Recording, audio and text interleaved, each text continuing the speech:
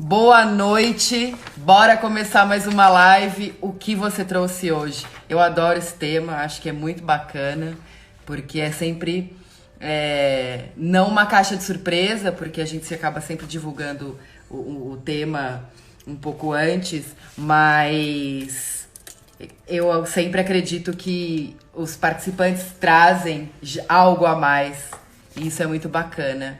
Oi, Soninha! Oi, Lu, boa noite. Bom, bora começar mais uma live. O que você trouxe hoje com o tema hoje dependência afetiva. Gente, que tema, né? Muito bacana. Quem vai estar falando mais sobre isso com a gente é o Leonardo Mariano. Leonardo Mariano é formado em Psicologia Clínica, Psicanálise e Farmácia, mestre em Psicologia e Psicanálise pela Universidade Paris 7, Sorbonne Cité. Bora lá chamar o Léo? Ah Olá, lá! Oi de novo, né, Léo? olá. A gente, na verdade, fez um teste, é que a gente não contou, né? Mas uns 15 Não, não, minutos antes, nós fizemos aí uma checagem dos equipamentos, para dizer assim, né, Malu? fizemos. Eu sou meio Lu, leigo com essa coisa de tecnologia, apesar de gostar, claro, mas, enfim, não é muito fizemos simples. luz, sombra, som, né? Tudo aqui Bora lá. que...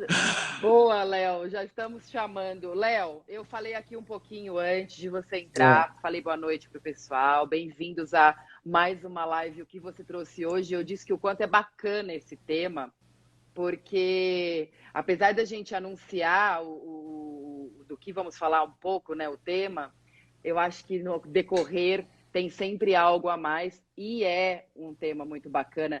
Dependência afetiva, meu amigo. O que que é isso? Isso é muito pois é, legal. pois é. Bom, Léo, boa noite. Em primeiro lugar, muito obrigada por estar aqui nessa terça-feira às 19 horas, porque eu sei que o quanto é corrido a semana, o dia e toda essa vida maluca. E segundo, dizer que eu estou muito feliz de estar com você, meu amigo de formação clínica em análise bioenergética. Passamos aí 4 anos juntos e depois você foi fazer aí outras correrias. Você quer contar alguma coisinha de você? Eu já falei aqui sobre a sua formação em psicologia clínica, psicanálise e farmácia, e mestre em psicologia e psicanálise pela Universidade de Paris 7, Sorbonne Cité. Mas eu acho que você podia falar isso, porque Vamos lá. o meu francês não é nada legal. Tá certo. Boa Bom, noite, Léo. primeiro boa noite, Paulo. Obrigado pelo convite. Boa noite também para quem está aí acompanhando essa live. Na verdade, vai ser muito mais um bate-papo entre amigos, né, Malu? Que a gente já se conhece há É, alguns anos é isso e a aí. gente vai tentar fazer dessa conversa o mais descontraída possível. Enfim, todo mundo que quiser participar também está convidado a colocar questões e fazer as interferências que vocês acharem necessárias. Bom, Vamos mas interagir. isso aí, mas a Malu pediu para eu contar um pouco da minha história. Minha formação ela é um pouco sui generis, né? Porque eu fiz primeiro farmácia, trabalhei na indústria farmacêutica durante 15 anos, na área de produção de medicamentos, inclusive. E aí, nesse processo, né, eu acabei tendo muito contato com pessoas e me despertou essa curiosidade de estudar psicologia. E aí, nesse processo, eu acabei fazendo a formação em análise bioenergética, depois eu procurei a psicanálise também para me dar um pouco mais de suporte na clínica, em termos da linguagem mesmo.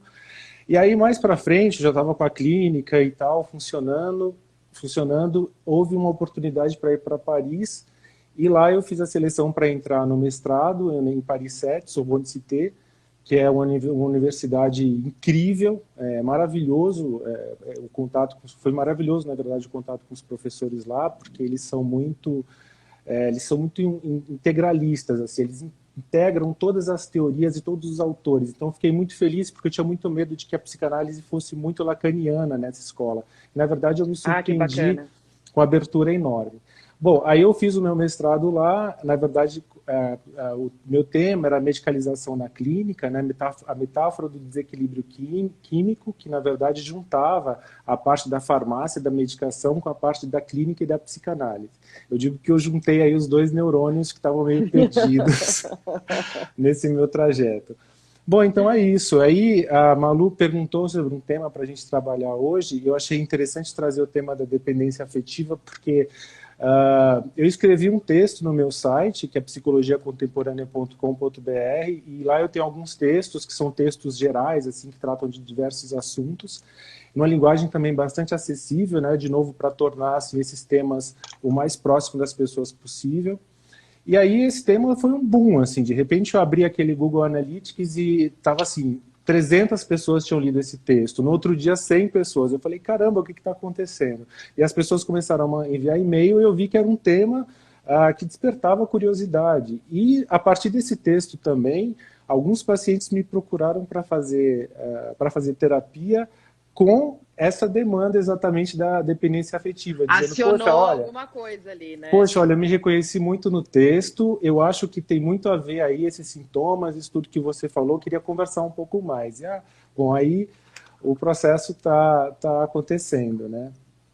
Não, e o mais bacana é que assim, eu acompanho o seu site, eu adoro, e os teus textos também são fantásticos, como você disse, diversos assuntos. Agora, o tema, né? A gente até riu aquele dia que nós conversamos, o título, na verdade, Socorro, sou dependente afetivo. É muito É tipo isso. A gente brinca, mas assim, é. né? Tipo, é meio que histérico, né? Socorro! Então, A psicanálise tem uma máxima que diz o seguinte, né, Malu? Temos um problema, vamos falar sobre ele. Quanto mais a gente tenta colocar o problema embaixo do tapete, mais complicado isso vai se tornando, porque você converte toda essa frustração libidinal em sintomas, né? Então, isso vai acarretando uma série de angústias e de prejuízos nas relações, na sua vida cotidiana. A psicanálise levanta esse tapete e, de fato, olha para todas essas questões que estão ali meio escondidas, né? Que a gente tenta deixar ali meio que... cachê, né, guardadas assim, e para a gente conversar exatamente sobre o que está acontecendo. Eu acho que esse é o processo. E é isso mesmo, socorro, né? O que eu faço com esse temos um problema, o que eu fazer com ele? Né? Deixa eu só pedir aqui para alguém me dar um sinal. Vocês estão vendo a gente, estão nos ouvindo, tá tudo ok? A Sônia disse que pausou. Pausou. Será que estamos falando só eu e você aqui, Léo, e não estamos falando com mais ser. Falei tanto, estava animado até. Como é que faz? Dá um refresh e voltou. Débora Sinal tá perfeito. Oi. Sinal muito perfeito. Muito legal. Boa, legal. Obrigado, pessoal. Muito bom. Obrigada, gente. Bom, Léo, eu quando estava lendo, né, li seu texto e tal, e pensei da gente introduzir da seguinte forma. Nascemos envoltos por alguém. Óbvio, a gente, antes, né, na concepção, já tem algo ali nos esperando, já tem algo acontecendo no campo, né, de uma espera e de alguém já nos protegendo. A mãe que fica sabendo que está grávida e já é aquela coisa toda de um arsenal aqui em volta de proteção, né? Nascemos envoltos por alguém, em tese, há sempre alguém que nos cuida. Pelo menos até adquirirmos alguma independência, como andar sozinhos, nos alimentar sozinhos. Então eu te pergunto, somos ou estamos dependentes afetivos? Certo, olha, vamos lá. Eu queria responder essa pergunta em duas partes, tá, Malu?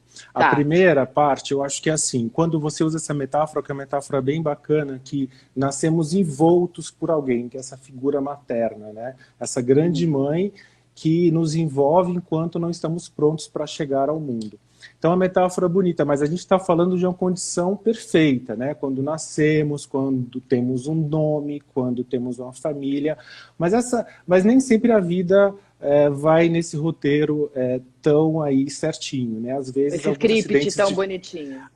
Às vezes acontecem acidentes de percurso, né? E nesse processo é que as dificuldades acabam acontecendo. Bom, mas digamos que tudo deu certo, né? Nascemos envoltos aí por alguém que está nos esperando. O Lacan dizia que existíamos antes do nosso nascimento, porque já existe um nome, normalmente o nome é escolhido enquanto o bebê está na barriga.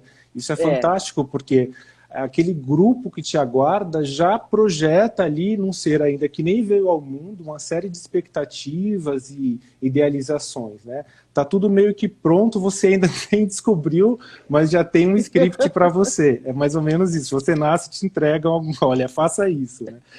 Por isso que é perfeito o título, é porque eu socorro, né? A criança já nasce socorro, pelo amor de Deus. Bom, mas aí, esse é uma primeira parte. A segunda parte que eu queria falar também é quando você fala, né? Somos ou estamos. Quando você me perguntou, porque eu estou chegando da França agora recente, e aí minha cabeça ainda, às vezes, tem umas palavras de francês, mas, enfim, eu fiquei 2 anos lá. E aí eu me lembrei do verbo être, que é um verbo que é o mesmo que o verbo to be, que é ser e estar, né? É um verbo que serve para essas duas coisas. Então eu diria que somos e estamos dependentes afetivos. Por que eu digo isso, Malu? É bem simples, né? Não é que a dependência seja algo negativo, algo que tenhamos aí que combater, que, sei lá, a partir de hoje eu tenho que ser independente em 100% no meu campo de vida e pronto, não posso mais depender de ninguém. Não é bem assim. Nós seremos sempre dependentes em alguma ordem, em algum lugar, em algum ponto. Isso é importante, porque é aí que as relações humanas elas se processam também. É Acontece. aí, Aham. é aí que está a riqueza, né, dos encontros, é aí que está a riqueza da sinergia, aí que está a riqueza da sincronicidade, é o fato de você ter a oportunidade de ter esse olhar empático pelo outro e saber do que o outro está precisando, né? E o contrário também ser verdade, né? Ou seja, o outro que tem uma relação ali pessoal comigo, até mesmo não, pode ser uma relação momentânea, sei lá, numa fila de algum lugar de banco, que você deixa a pessoa passar adiante, sei lá, no caso de uma dificuldade, mas o que a gente está dizendo é que, a algum grau, somos e estamos dependentes, né? E isso não é de todo ruim. É importante saber que a gente pode contar com alguém, e ainda mais numa situação como que está acontecendo agora. Poxa, tá todo mundo isolado, tem muita gente que não está conseguindo sair direito, muitas pessoas que estão com muito medo. E assim, o fato de ter alguém para ligar, para conversar, para fazer uma compra, mandar, né, um carinho, sei lá, uma situação como essa, isso é fantástico. Que bom que Será a que gente ficou pode mais ter isso. latente nesse momento? Talvez tenha Eu ficado acho mais que latente. eu acho que quando a gente pensa na dependência, né, eu acho que houve um senso de solidariedade. Talvez assim, muita coisa ruim aconteceu por conta dessa pandemia. Evidentemente, nós estamos numa situação assim, eu acho que ninguém nunca viveu isso, né, da nossa geração especialmente. Eu estava conversando com a minha mãe e ela se lembra da história da gripe espanhola, né? Mas, por exemplo, a nossa geração, talvez quem esteja aí nos assistindo, também não se lembra de nada parecido, né? Porém, algo muito interessante aconteceu, que não vamos chamar de dependência, mas vamos chamar de solidariedade. Para algumas pessoas ficou muito claro a fragilidade da vida, né, a fragilidade que estamos todos imersos, né, se é que nascemos envoltos num ser criador, hoje estamos envoltos nesse lugar, nessa fragilidade que é a própria vida humana. Então, eu vejo a partir dessa ótica também, ou seja, há um senso de solidariedade que nasceu também a partir dessa pandemia. Nem pra, né, não aconteceu para todo mundo, tá, ok, mas talvez para uma boa parcela das pessoas isso foi algo importante para se pensar. E é algo novo, porque nós não temos essa cultura. Eu estava conversando hoje de tarde com uma amiga sobre nós nunca vivemos, o brasileiro, nunca viveu um pós-guerra ou algo assim, né? Que nós tivéssemos passar por uma guerra civil, civil ou sanitária, como está acontecendo agora, num coletivo, e temos que nos reconstruir todos juntos. Nós não temos esse senso, Nós né? não temos essa referência. Nós Então, não temos talvez essa aí, referência. respondendo, a dependência afetiva hoje, né, assim, eu acho que a situação da pandemia, por exemplo, agravou os casos mais graves de dependência afetiva, ou seja, quem se viu fechado na mesma casa que o parceiro, que a parceira, quem se viu longe do parceiro, da parceira, das pessoas, da empresa, do trabalho, porque a dependência afetiva ela opera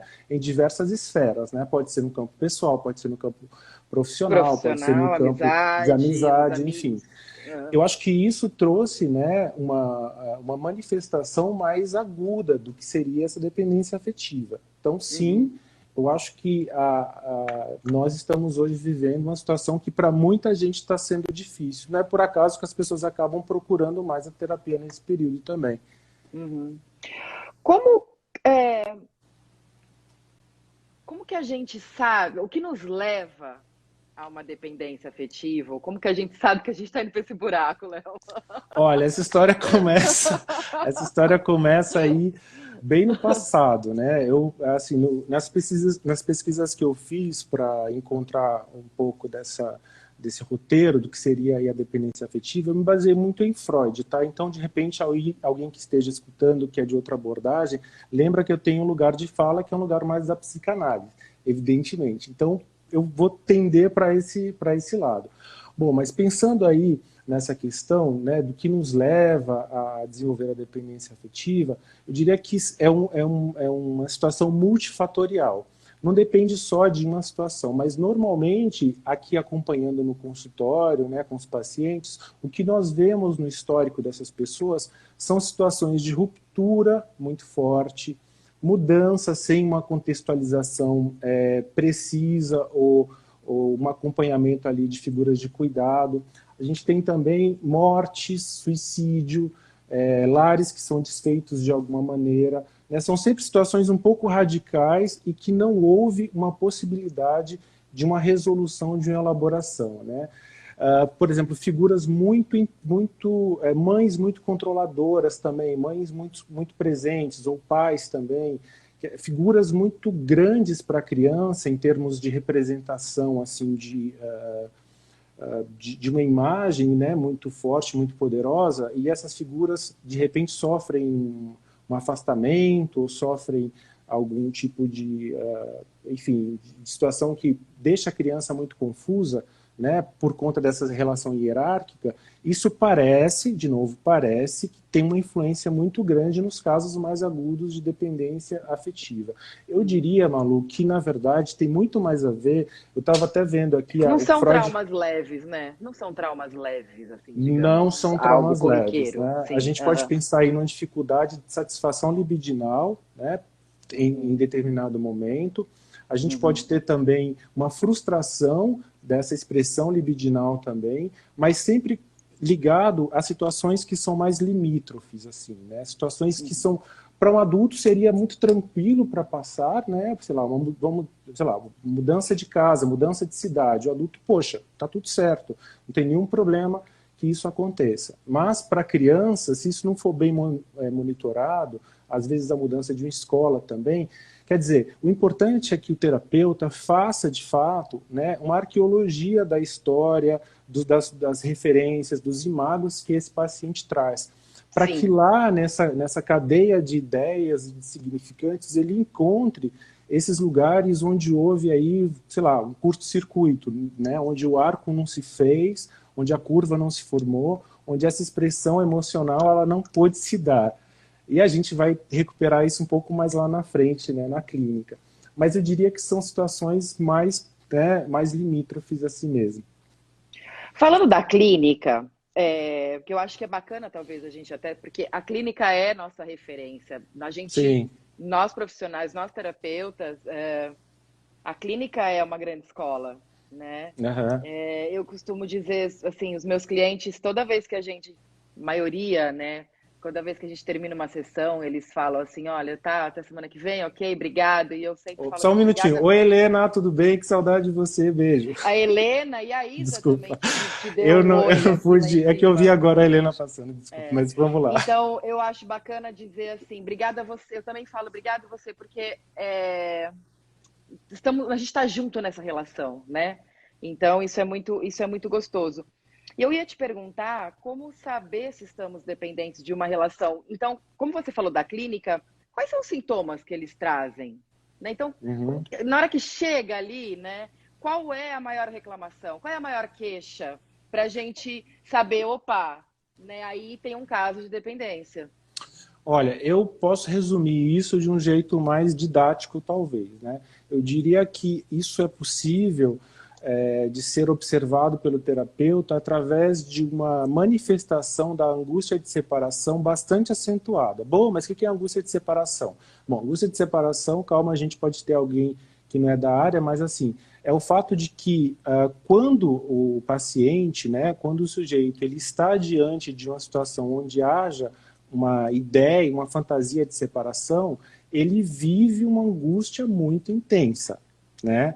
A ideia é essa, ou seja, é impossível passar por aquele momento de separação, é impossível passar pelo distanciamento, é impossível pensar na ideia de que o outro vai me deixar, né? Ou seja, entender que em algum momento essa separação ela existe, a possibilidade da separação existe, que os laços eles podem ser ou não aí, né, temporários, situações que nós temos que lidar, né, todos os dias. A relação é sempre uma construção diária.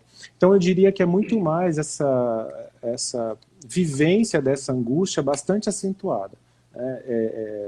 A gente começa por aí. Mas normalmente o que está acontecendo, pelo menos com os casos que eu tenho atendido, os casos novos, é que as pessoas às vezes já chegam dizendo: Léo, olha, eu acho que eu sou um dependente afetivo por conta disso, disso, disso. Claro que eu digo, olha, vamos conversar melhor, tal, mas eles já chegam pensando muito nessa hipótese, trazendo essa hipótese, né? Então é mais ou menos por aí. Eu li o seu texto e me chamou a atenção, né, entre outras coisas que tem ali, que é realmente um texto muito bacana. Medo, angústia e ansiedade são características presentes nos dependentes afetivos, e o que ronda isso, né? O que mais que está aí no entorno? Medo, angústia, ansiedade são coisas que já deixam a gente bem com o coração aí na mão, né? Mas eu acho que vale a pena marcar aí também, Malu, que sempre é com relação ao outro, ao parceiro, ou ao trabalho, ou ao amigo, ou à amizade.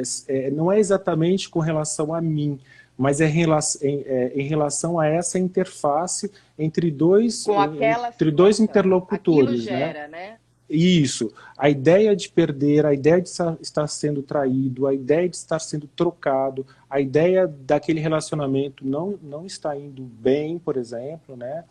Isso gera uma ansiedade. Agora, é paradoxal essa história também, porque ao mesmo tempo angústia, medo, insegurança são sintomas da dependência afetiva, mas a gente pode entender também que às vezes há um movimento até contrafóbico dessas pessoas de se tornarem agressivas. Né? Essas pessoas podem se tornar extremamente agressivas, ciumentas, controladoras. Elas checam tudo, querem saber tudo o que está acontecendo na vida do outro. E é um efeito adverso, porque, veja bem, isso na verdade afasta. Sim, mais do que aproxima. O medo é exatamente a coisa contrafóbica. Não segura ninguém. Esse tipo de sintoma, né, esse tipo de manifestação acaba que prejudica mais ainda. E aí é uma situação que se retroalimenta, ou seja, quanto mais o outro mostra uma tendência a se afastar, mais o dependente afetivo demonstra esses sintomas de medo, angústia. Pode haver também uma certa passividade, né? Uma passividade com relação a essa relação, né? Uma tentativa de não interferir muito, mas isso traz, por consequência, mais tarde, uma depressão. Às vezes, alguns pacientes, né, que vivem a dependência afetiva podem se encontrar aí em vias de se deprimirem mais adiante. Então é bastante complexo, né? Não existe um grupo de sintomas, mas existe muito mais uma situação multifatorial onde o terapeuta é a pessoa capaz de fazer esse discernimento. Eu gostaria de talvez... Você vai norteando, né? Você vai ajudando o paciente a eu gostaria também, talvez, de fazer aqui uma ponderação com relação à dependência afetiva, que a dependência afetiva ela está ligada aos centros de reforços, né? Aos centros de satisfação. Então, quem era psicologia sabe do que eu estou falando. Mas é como se fosse o processo da adicção em drogas. O mecanismo é muito parecido, da adição à comida, por exemplo, né, das situações mais compulsivas. A gente está falando meio que de um grupo de comportamentos que se parece muito, né?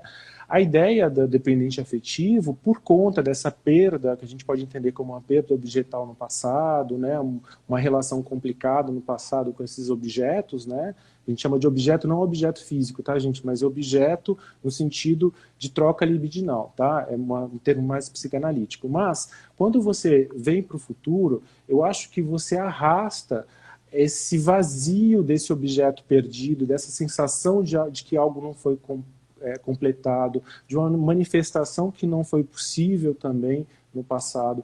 Então, quando você tenta colocar alguém uma situação, sei lá, uma droga, o álcool, ou a pessoa que é workaholic, por exemplo, sei lá, tem diversas situações que se parecem um pouco com esse grupo da dependência afetiva. Agora, o que eu diria que é interessante também, Malu, é pensarmos o seguinte: como nessas dependências todas, para o paciente é muito importante que ele se perceba nessa situação. Isso ajuda enormemente o tratamento. Uma vez que ele consegue perceber, entender, isso não significa que na semana seguinte ele vá se curar, né? Mesmo porque cura é um termo meio também relativo. Isso não significa exatamente que ele vá se curar. Porém, ele precisa minimamente ter uma certa noção do que está acontecendo com ele, do quanto ele é dependente do outro, do quanto ele é dependente dessa situação onde ele se meteu. Fazer esse contato, né, Léo? Fazer esse contato. Isso, para a gente que trabalha com os pacientes ali diariamente, isso é muito interessante, né? Isso é muito importante. Às vezes é importante nomear também, né? O paciente ali está rondando esse tema, aí a gente precisa dar uma notícia para ele, a gente precisa contar para ele, olha, talvez você, né, esteja vivendo uma situação aí de dependência, enfim. Acho que tem meios e meios de se falar isso. Mas eu não sei se eu respondi a sua pergunta. Vamos lá. Eu acabo me empolgando falando mais do que às vezes você me pergunta. Vamos lá. Não, eu ia até... Eu ia entrar num outro lugar falando... Mas antes eu quero falar... Pessoal, se vocês tiverem alguma pergunta, tem aqui, ó, na barrazinha de baixo, uns quadradinhos. Pode jogar aqui também no nosso chat. E também nos quadradinhos aí com ponto de interrogação. Podem fazer a pergunta por aí, que eu acesso e faço aqui para o Léo. E a gente interage aqui, que é muito bacana. Então, é legal para a gente entrar no que eu ia te perguntar agora, que é como se sentem as pessoas que se relacionam com os dependentes afetivos. Então, assim, né, exatamente, o cliente chega para a gente, né, para a gente, qual é esse sentimento, o que vem, que é para a gente ir começando a levá-lo, né, antes de dar essa noticiazinha para ele, né, mas também ir começando a falar, olha, tem alguma coisa, vamos por aqui para chegar nesse lugar aí de você entrar em contato e acionar algo em você para descobrir o que está acontecendo. Olha, normalmente quem nos procura para fazer uma terapia é a pessoa que está sofrendo de dependência afetiva, mas pode ser o contrário, pode ser o parceiro, a pessoa que convive com alguém que seja dependente afetivo, né? Bom, nesse caso específico, eu diria que existe uma palavra que é sufocamento. A pessoa que vive com dependente afetivo se sente sufocada, porque ela se sente vigiada 100% do tempo, ela se sente monitorada, né? Todas as ações dela são milimetricamente observadas e elas são mensuradas no sentido de que o dependente afetivo também está esperando com uma certa, né, na maioria dos casos, mas a gente pode entender também como se o dependente esperasse uma manifestação de afeto, uma prova de amor, né, do parceiro, outro. Né? Quando é que finalmente essa pessoa vai demonstrar que me ama ou que gosta de mim? Que é aquela velha história do objeto perdido, né? Quer dizer, a gente está falando de um grupo de fantasias onde o paciente está reatualizando essas fantasias, muitas vezes infantis. Claro, nem todas as fantasias são infantis, né? Mas no parceiro. Então ele reatualiza isso tudo. O parceiro se vê, ele é meio que convidado para viver uma dinâmica que não necessariamente é dele. Então isso gera muita confusão também, é uma situação um pouco tensa. Mas eu diria que é sufocamento, né? É aquela, essa relação me sufoca, essa pessoa me sufoca, nossa, ela é muito controladora, ele é muito controlador. E a ideia dos ciúmes também. O ciúmes às vezes está aí, tá rondando também quem vive, né? Quem vive e sofre, na verdade. A gente está falando também de sofrimento psíquico. Sempre é bom lembrar isso. Sim. A Sônia está perguntando, e quando essa dependência afetiva existe e não é claro para nós? Isso acontece na maioria dos casos. O que a gente tem percebido, Sônia, obrigado pela pergunta, é que assim, o paciente só busca ajuda quando o nível de prejuízo que ele tem, quando eu falo prejuízo, não é prejuízo só financeiro, tá? Prejuízo nas relações. Quando isso começa a se tornar um pouco insuportável, assim, ele começa, sei lá, perde o emprego. Algo fica estranho, né? Não, a gente está falando de uma pessoa que às vezes perdeu vários empregos ou deixou de ter várias relações, não teve sucesso em diversas relações. Sabe aquela pessoa, tem o dedo podre, quer dizer, nunca dá certo com ninguém. Então a gente começa a ver nesse percurso do paciente. Então, Sônia, é muito mais assim, a pessoa ela geralmente procura quando a situação está um pouco complicada. Aliás, é um tema, normalmente os terapeutas se veem em torno se veem às voltas disso, né? Ou a gente, às vezes, muitas vezes pensa, poxa, né, por que deixou ficar tão grave assim? Né? Mas aí também, cada um tem o seu momento. Mas é uma por angústia aí. de querer também não resolver, mas uma angústia de clarear aquilo, né? Para talvez pegar os dois. É muito bacana quando você fala que às vezes aparece no consultório a pessoa que vive com o dependente afetivo, né? Sim. E aí é importante também tentar mostrar, né, conversar, enfim, com o paciente para que seja feita ali uma terapia de casal, por exemplo. A terapia de casal é muito importante. Por que a gente tem que pensar nisso, né, Malu? Olha só, o dependente afetivo precisa de um objeto para que ele se relacione e para que haja uma reatualização dessas fantasias e um certo arranjo disso tudo, né? Ele tenta colocar o parceiro, tenta colocar outras pessoas, outras situações. O terapeuta, ele entra nesse jogo aí relacional e é como se o terapeuta ocupasse um lugar do que a gente pode entender aí como ego auxiliar, né? Ou seja, ele é um ego mediador, né, que vai ajudar o paciente a sustentar todo esse medo, essa angústia, esse terror de ser abandonado ou de estar sozinho. O terapeuta, ele ocupa esse lugar, né? E com isso ele vai doando também para o paciente essas ferramentas para que ele amadureça, de certa forma, emocionalmente. O terapeuta de casal, ele é fantástico também para ajudar quando a gente está falando de um casal, né? Porque o terapeuta, ele se torna esse terceiro elemento onde tanto um quanto o outro, a gente está falando de um casal também aqui, né, convencional, mas esses arranjos são diversos, mas usando um exemplo simples, o terapeuta, ele pode receber todas essas projeções, né, absorver isso de alguma forma, digerir tudo isso para o paciente ou para o casal e tentar devolver isso de um jeito um pouco mais saudável, né? Todas essas projeções que são muito conectadas a essas experiências traumáticas podem servir lá na frente para o amadurecimento do próprio paciente. Então a gente está falando também de um processo de transformação, né? Não é que a pessoa vai ser dependente a vida inteira, mas a gente tem que saber que existe um período de transição aí para que o paciente, de fato, adquira uma certa autonomia emocional, sentimental, para que ele se veja nessas relações de um jeito, inclusive, mais saudável, que a gente espera. Legal. Eu ia te perguntar mesmo, né? Se dentro dessas relações de dependência afetiva existe possibilidade de encontrar uma saída sem precisar, no caso de um parceiro, uma parceira, um casamento, sem precisar largar, né? Sem precisar se separar e, enfim, encontrarem juntos aí. E a terapia de casal é realmente uma excelente saída. Então, há possibilidade, gente. Existe saída. Sim, existe saída. Agora, o que é assim, eu acho que tem saída assim. A gente, como terapeutas, nós não podemos criar expectativa com relação aos nossos pacientes. Ou seja, a vida é deles, as decisões são deles também. Evidentemente, com uma situação um pouco mais limítrofe ali, um risco de morte, alguma coisa, eu sou da opinião que, de alguma maneira, a gente tem que pontuar, claro. Mas a gente está falando aí de uma clínica mais geral, então a gente pode pensar o seguinte, que quando o paciente começa a desenvolver ferramentas, né, emocionais, ele ganha, tem esses ganhos, essas aquisições emocionais, né, normalmente é um descompasso nessas relações. Aí que está a questão. Então, acho que isso é muito importante. Por que é importante que os dois façam terapia?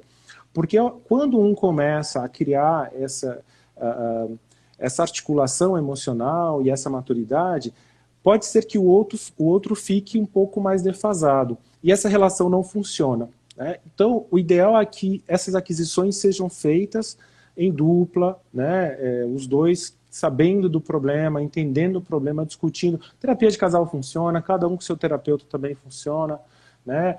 Mesmo que um só faça terapia, mas é importante atualizar, entender que essa relação ela tem que ser atualizada constantemente para que ela não fique no mesmo patamar de antes. Essa que é a chave. Às vezes acontece das pessoas se separarem, infelizmente. A gente sabe disso. Faz Sim. parte da vida, né? Porém, a gente tenta aí fazer com que esses vínculos sejam duradouros, né? O mais duradouros possíveis, e que haja uma relação saudável também, se é que vem acontecer uma separação. Às Mas vezes a solução tá pode aí, né? acontecer, pode É, acontecer. às vezes essa é a solução mais saudável, né? Dependendo Exatamente. do que Para vai os dois, claro. aparecer. Sim. Aham. A Lê tá perguntando: Oi, Lê, que bom te ver aqui. Estamos mais carentes? Olha, essa pergunta também eu me jogo nas respostas, né? Vamos lá, estava pensando sobre isso hoje. Aqui é pra gente se jogar mesmo. Estava pensando sobre isso hoje. O que está acontecendo? Por quê? A dependência afetiva também ela está muito associada ao grau de o quanto você suporta de frustração. Faz sentido, né? Faz sentido, porque quando a relação não vai bem, quando o trabalho não vai bem, quando a amizade não vai bem, é normal que a gente se sinta aí frustrado, chateado. Então, sustentar essa frustração é importantíssimo para que você mais para frente, inclusive, recupere todas essas relações, né?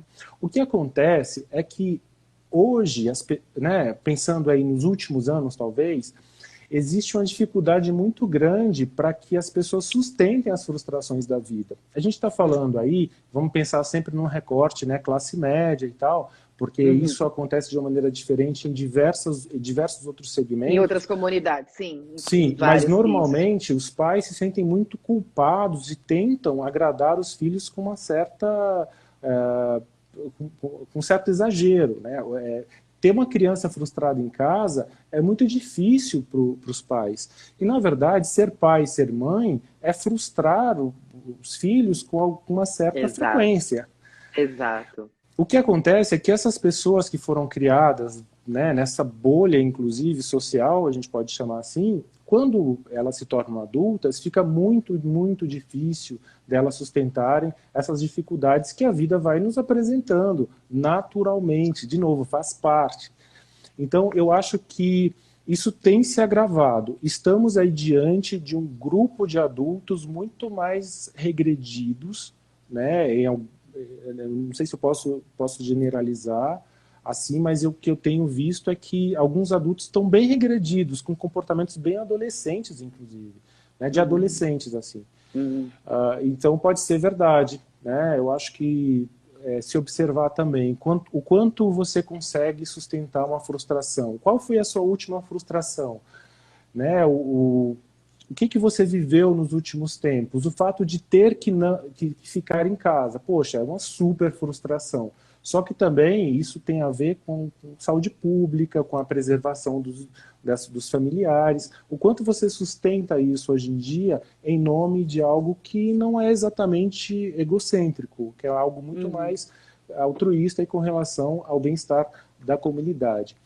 Eu acho que essas perguntas elas têm que começar a ser respondidas. Tem um vídeo na internet ótimo que fala sobre o relacionamento abusivo, que é uma garota que está comendo pipoca e assistindo TV. E aí o namorado dela, você escuta só o som do namorado dela, o namorado dela fala, amor, tô indo ali no bar com os amigos. Ela continua comendo e fala, ai, tá bom, um beijo, né, se divirta. E aí ele fica descontrolado, porque como assim ela aceita que ele está saindo para tomar uma cerveja com os amigos, né? E ela fala, não, mas vai, tá tudo bem, eu tô assistindo TV, sei lá, Netflix. E aí, por fim, ele decide que ele não vai sair, que ele vai se trocar e que ele vai ficar com ela. Chateado, bravo, né? E a gente vê também esse tipo de relação acontecendo todo o tempo. Quanto que o outro sustenta também essa possibilidade de um certo desprendimento, de uma certa... Ela bancou aí no filminho, ela individualização, né? Ou seja, cada um é uma parte separada do relacionamento, claro. Eu acho que tem muito essas ideias que, de alguma maneira ou de outra, a terapia ela sempre nos convida a ficarmos aí de frente a essas questões todas. Eu costumo dizer que um casal bacana é aquele que são dois indivíduos antes de alguma coisa. Sim, Né? Dois sim. indivíduos bacanas na sua individualidade, que tem algo também maior e mais bacana para compartilhar. É Sim. um sonho, né, Léo? Podia ser. Mas é possível, Sim. poxa, vamos acreditar. Eu acho que temos exemplos, eu tenho exemplos na clínica de pessoas, amigos, as pessoas vivem assim. O relacionamento ele não vai ser 100% saudável, 100% do tempo, eu acho isso uma utopia, mas eu acho que é preciso entender as crises de um relacionamento para que haja um crescimento pessoal. Se houver uma separação, que você entenda por que isso aconteceu, que você contextualize isso muito bem, né, e perceba qual que é o seu padrão de relacionamento, e se houver uma possibilidade dessa relação continuar acontecendo, poxa, que bom que vocês superaram essa crise de alguma forma. E certamente, nas duas situações, cada um sairá mais forte, né, dessas dificuldades, é o que eu acredito, né? E vamos tentar entender as nossas terapias, né? Não ali, naquele lugar que está tão sem encontrar mesmo resposta. Então, a terapia realmente é, entre outras coisas, nesse caso, muito importante. A Natália, Léo, está falando, pode falar das relações de violência doméstica e a dependência afetiva? A pandemia pode agravar essas relações? Obrigada, Natália, uma excelente pergunta. Obrigado, Natália.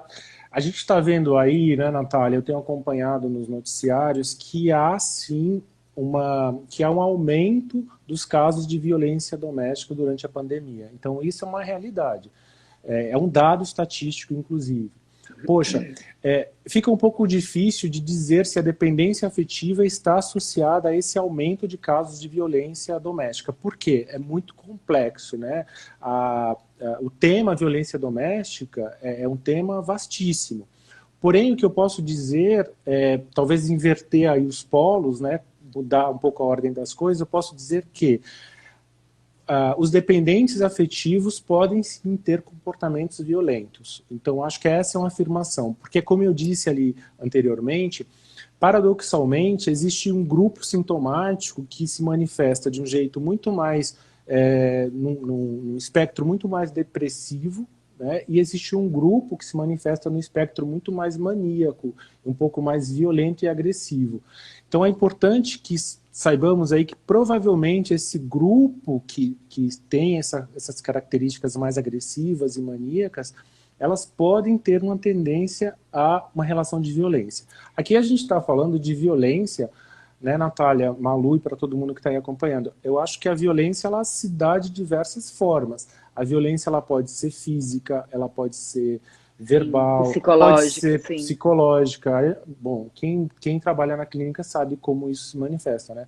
Sim. Mas isso fica claro. Eu acho que houve a pandemia trouxe isso, né? Ela forçou os casais a estarem juntos durante muito tempo. O confinamento, né? O confinamento. Algumas pessoas não sustentaram, outras pessoas, de fato, ficaram mais juntas ainda.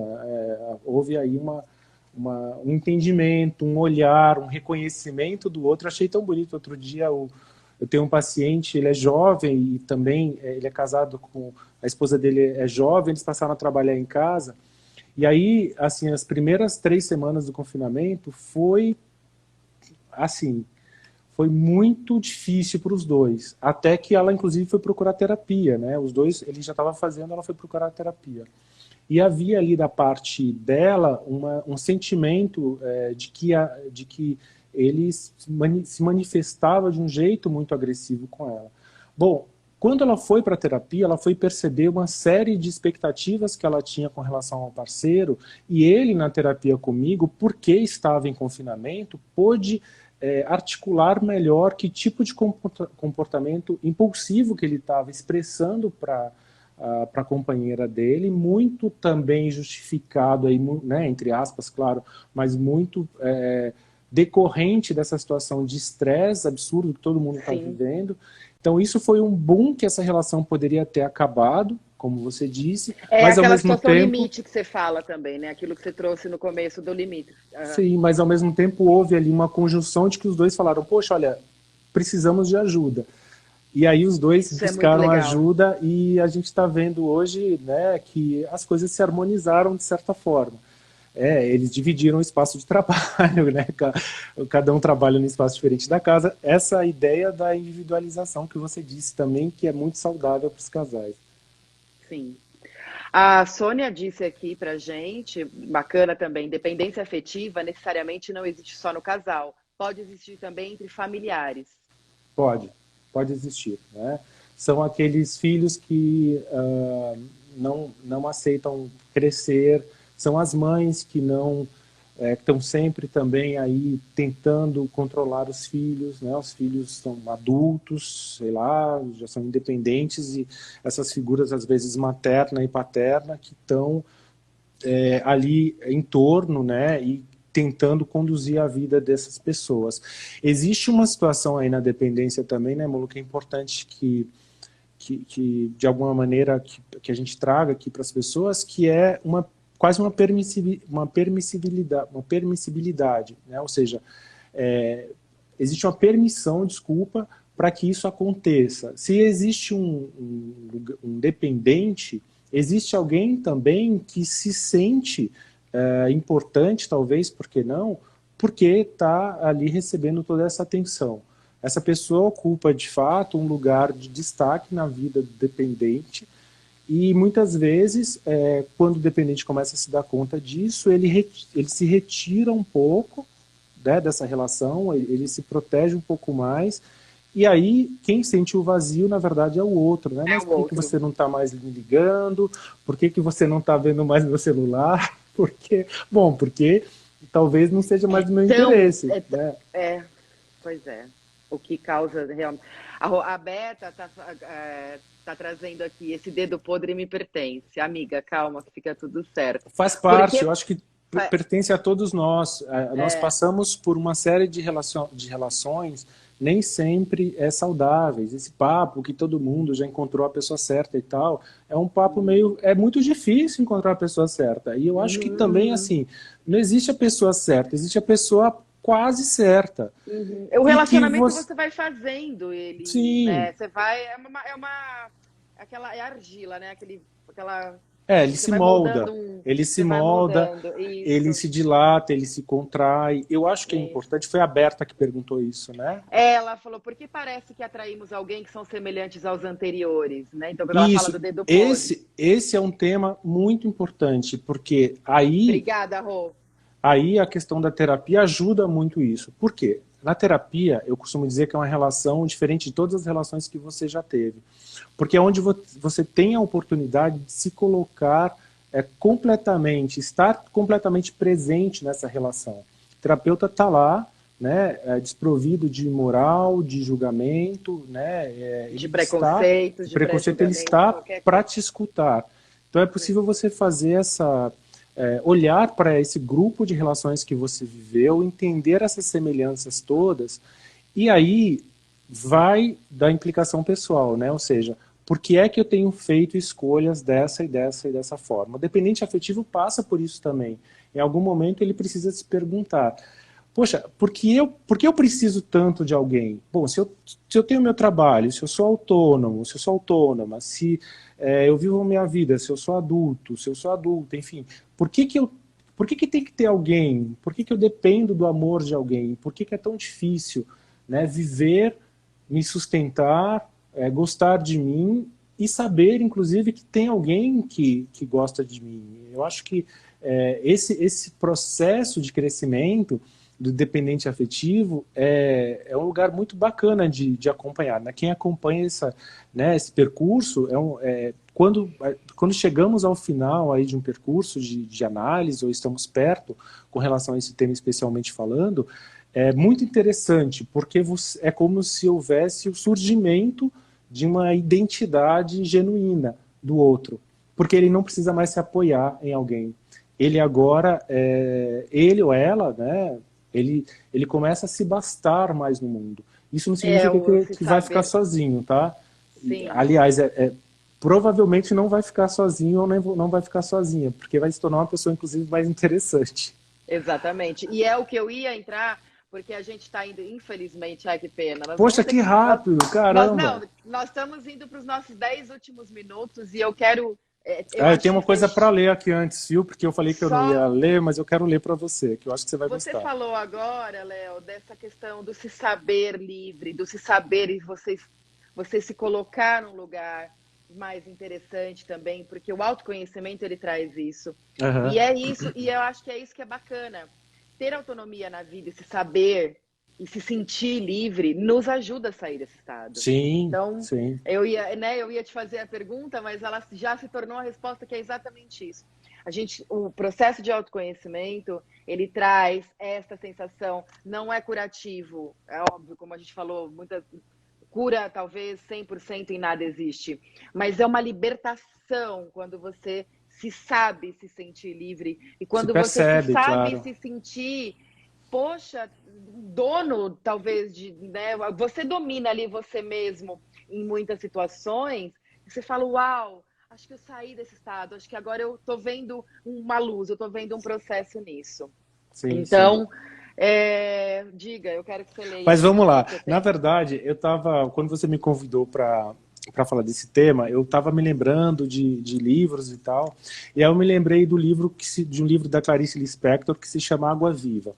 A história é bem interessante. É uma pintora que está num sábado à noite fazendo lá um trabalho dela, e eu acho que ela pega um lápis para escrever uma palavra, e aí, no final, ela começa a escrever um livro, uma carta interminável para um parceiro ou uma parceira, né? Ela usa ele e ela, a gente nunca sabe, é uma coisa meio ambígua, e ela vai contando como uma associação livre, né, sobre essa ideia desse relacionamento. E aí lá pro final do livro, ela diz mais ou menos assim, né? E eis que depois de uma tarde de quem sou eu e de acordar a 1h da madrugada, ainda em desespero, eis que às 3h da madrugada acordei e me encontrei. Eu até me arrepio, olha lá.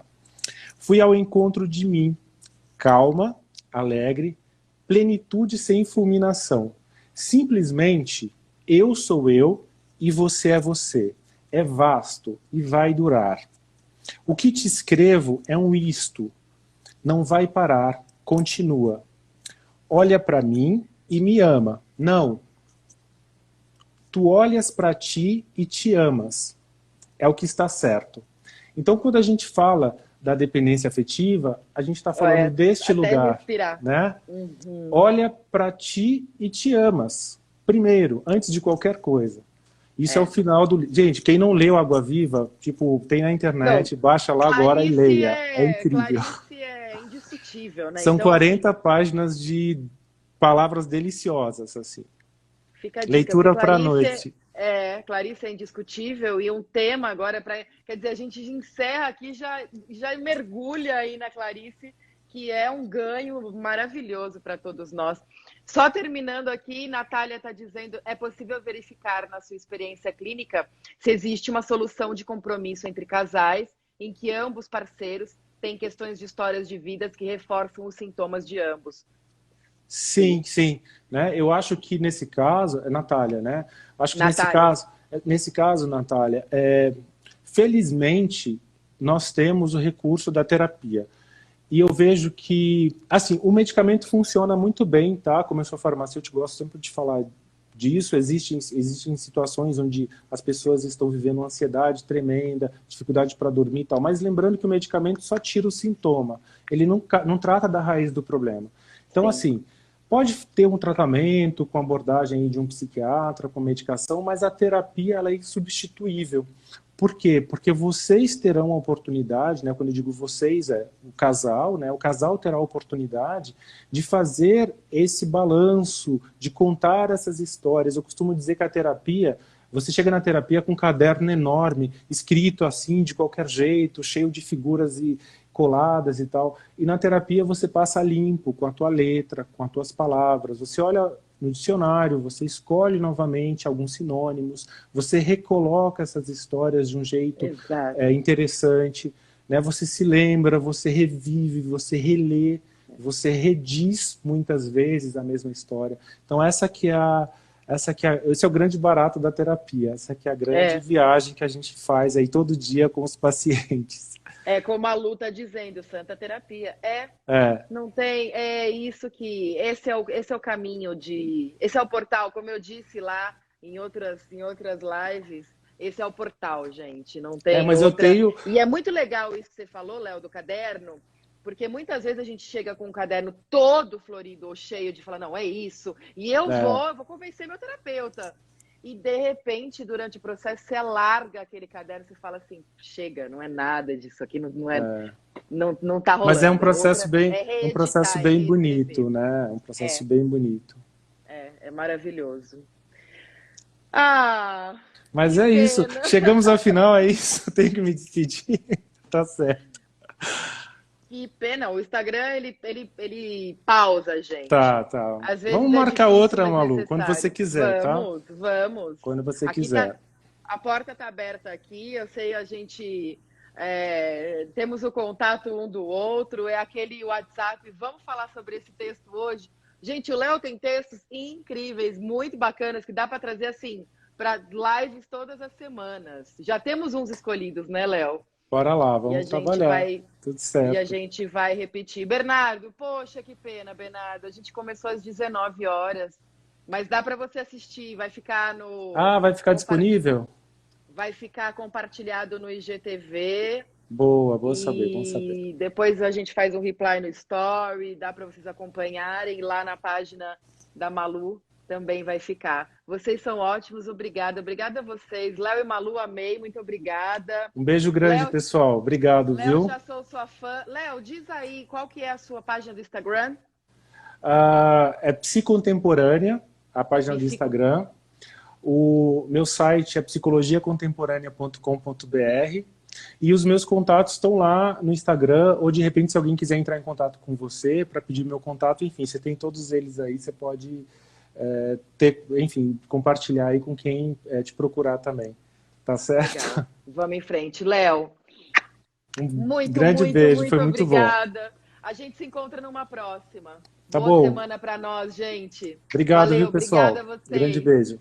Tchau, tchau. Tchau, tchau.